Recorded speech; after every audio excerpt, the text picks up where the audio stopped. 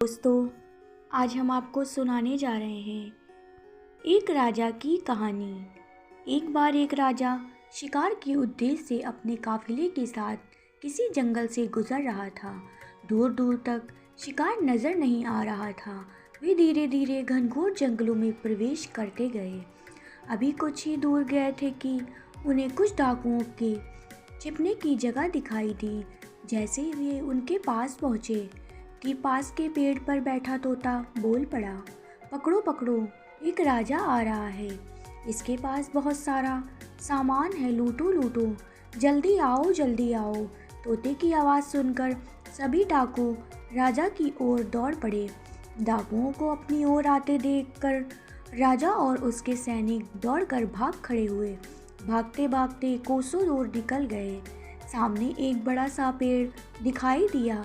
कुछ देर सुस्ताने के लिए उस पेड़ के पास चले गए। जैसे ही पेड़ के पास पहुँचे कि उस पेड़ पर बैठा तोता बोल पड़ा, आओ राजन, हमारे साधु महात्मा की कुटी में आपका स्वागत है। अंदर आइए, पानी पी लीजिए और विश्राम कर लीजिए। तोते की इस बात को सुनकर राजा हैरत में पड़ गया और सोचने लगा कि एक ही जाति के दो प्राणियों का व्यवहार इतना अलग अलग कैसे हो सकता है। राजा को कुछ समझ नहीं आ रहा था। वह तोते की बात मानकर अंदर साधु की कुटिया की ओर चला गया।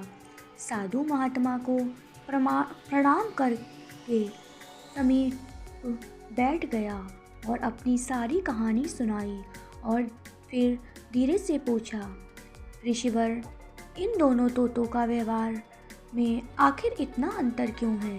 साधु महात्मा धैर्य से सारी बातें सुनी और बोले, ये कुछ नहीं राजन, बस संगति का असर है।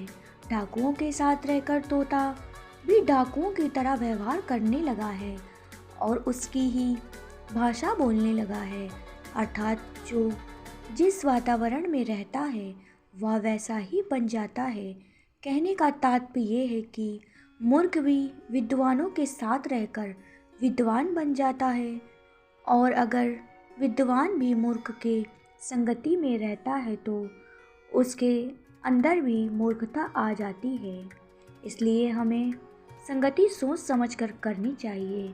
उम्मीद करते हैं कि आपको हमारी ये कहानी ज़रूर पसंद आई होगी। अगर आपको हमारी ये कहानी पसंद आई है तो हमें लाइक करें, कमेंट करें, शेयर करें और सब्सक्राइब करें। इस कहानी के बारे में आपकी क्या राय है, हमें कमेंट बॉक्स में ज़रूर बताएं।